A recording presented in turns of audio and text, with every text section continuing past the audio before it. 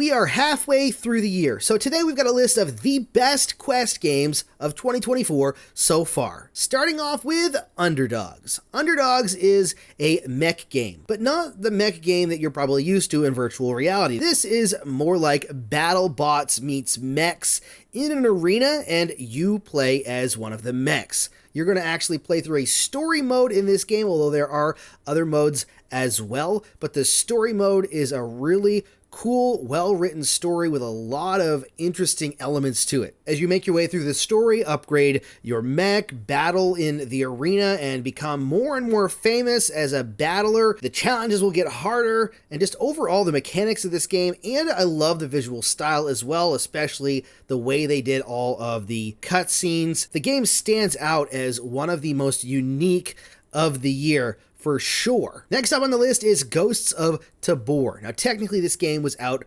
before 2024, but it got its first official release on the Quest store in 2024. Ghosts of Tabor is an extraction shooter where you will be jumping into locations, gathering different weapons and stuff, and fighting against opponents and getting absolutely betrayed and backstabbed. It's a lot of fun, even if it's stressful, and it can be scary sometimes if you're all by yourself. They even just added a cat in recently to your bunker.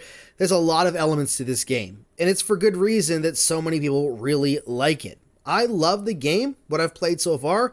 I'm just not someone that has the time to sink into a game like this and to learn all the mechanics and to just continually be getting better at it. If I did, I'm sure I would love this even more, and I'm sure there are a lot of people out there that just take the time and only play that game, but Ghosts of Tabor is definitely one of the deepest and best games on Quest 2024 so far. Next, let's depart from the first-person games and talk about a third-person game called Max Mustard. This is actually by the same developers that did Richie's Plank Experience. And if you have not played a third-person game in virtual reality, like a platforming game, I highly recommend checking out Max Mustard. It's the Astrobot equivalent for the Quest, and it is, by and large, one of my favorite games of the year, period. The mechanics that they use in the game, it is a platforming third-person game, but there are first-person elements as well as the person that you're playing as. You'd understand it by watching the trailers, you're seeing it here, or by playing the game. What I mean by that, you still interact with the world is what I mean, as yourself, and you control this third-person character as a platformer. Way more fun than it has any right to be. The gameplay is cute. The visuals are just really poppy and awesome.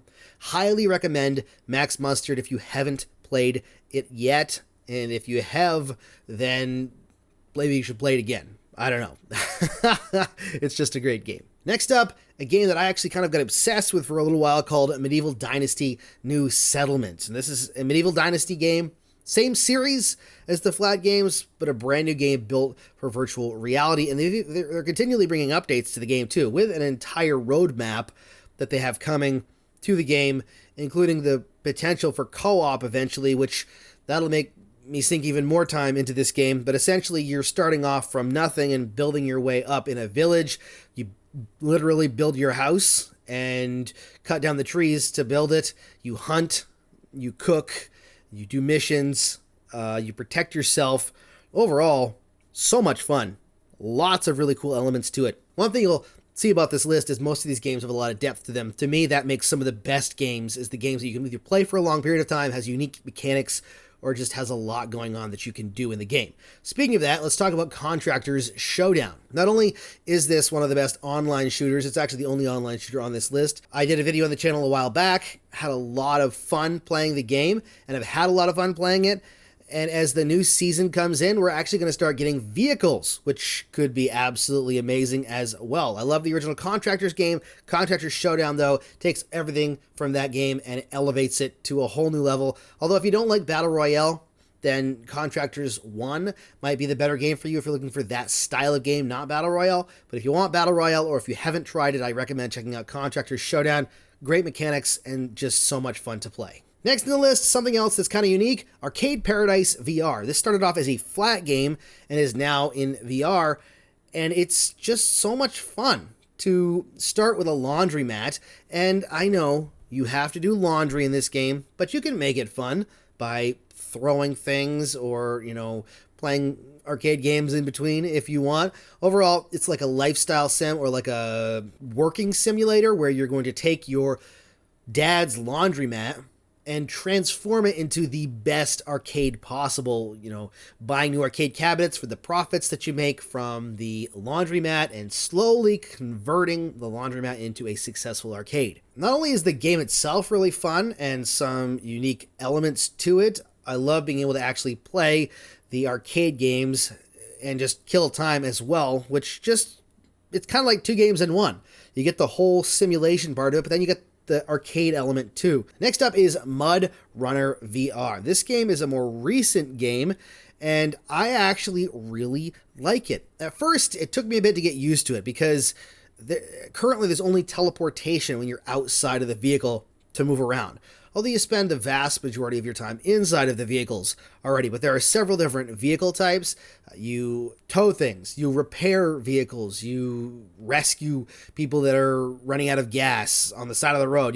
There's a lot to it. Not only is there a story mode to it, there's a free play mode with multiple different locations, quite a few, and that is kind of open play.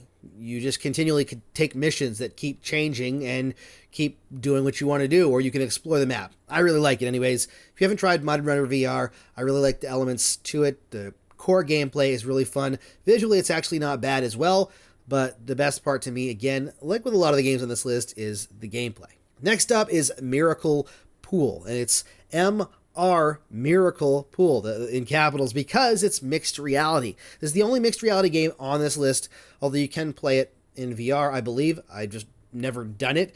But Miracle Pool is essentially a portable pool table in your room without having to, move everything out of the way or permanently place it. It allows you to play not just single player, but multiplayer as well. And the physics, mechanics, and everything about it feel really, really good. By far the best pool game I've played in VR, mixed reality, whatever. It feels really good. It looks really good.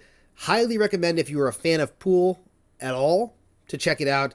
There's just something amazing about standing in your living room, placing a pool table, and being able to physically walk around it. And if you don't have room, you can spin the table as well so that you can actually play it, in one place if you don't have the room to move around it. But I love having it actually physically set up and playing. Next, Border Bots VR. This was a surprise to me because I wasn't really sure how much I was going to like this game. It's kind of like Papers, Please, except for in VR and futuristic, and it's robots.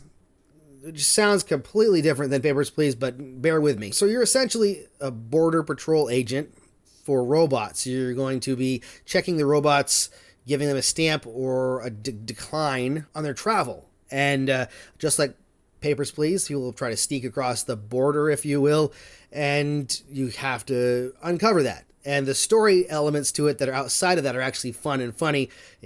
I love just hanging out in the apartment that you get, and there's a lot of cool things that happen with it. I just love the whole feel of a Papers, Please, I should say, game in VR, and that kind of gives this to me. Although I'd like actually Papers, Please in VR because I really like the time period and the way that the game works.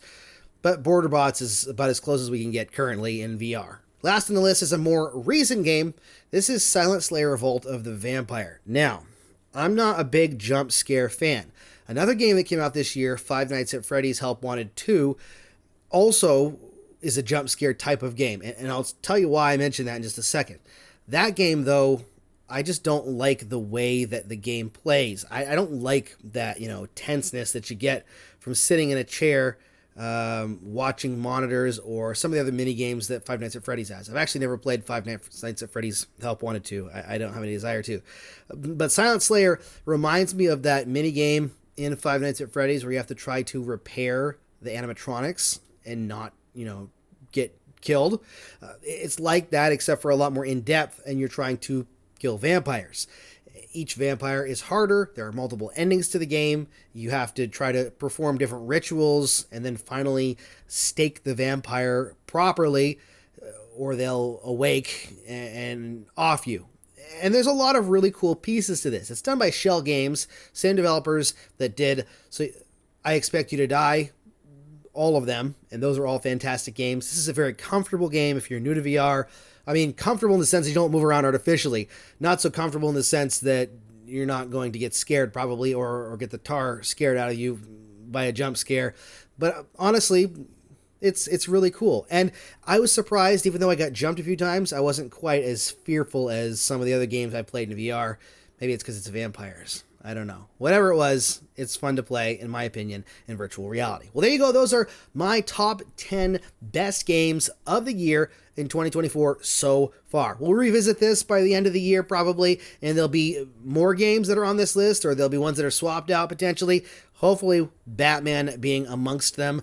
But let me know what you think down in the comments. What are your must-have games in the first half of 2024 so far? Let us all know in the comments so we can check them out. Thanks so much for watching. Don't forget to subscribe for more videos, and as always, happy questing.